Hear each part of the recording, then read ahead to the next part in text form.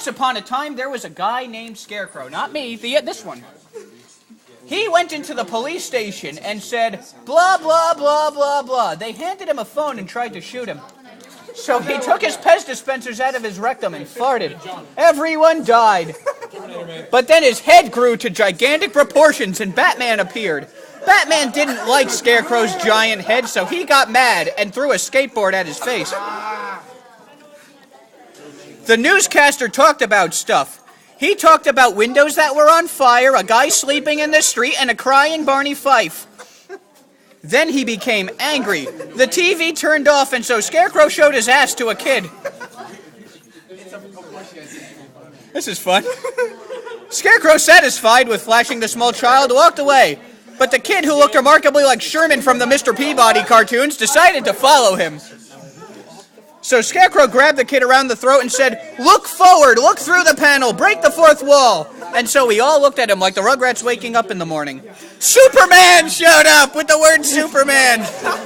And then his cameo ended. So then there was a car and some smoke and this guy with a yellow face. He was a rejected Simpson.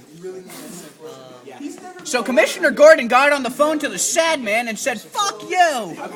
So Skarekrow got on the line and said, what's up? And he said, go away. I'm trying to tell that sad guy to go fuck himself. So Sherman became sad. Commissioner Gordon hung up the phone and went to get his coffee.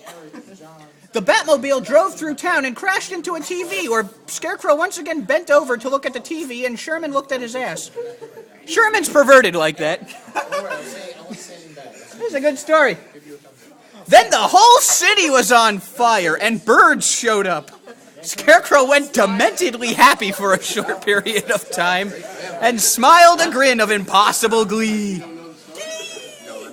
Sherman was still sad, but then nobody expects the Spanish Inquisition.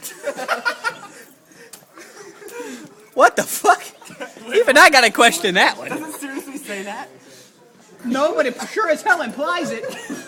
Yeah, just a little. So then the Spanish Inquisition didn't expect Batman, and Batman didn't expect Skarekrow, and Skarekrow didn't expect the room to turn into taffy. Again. So Skarekrow fell to his knees and said, I'll suck your dick for a quarter, and then he threw toothpicks at Batman. And Batman deflected him with a comforter, knocked off his hat, and defied gravity.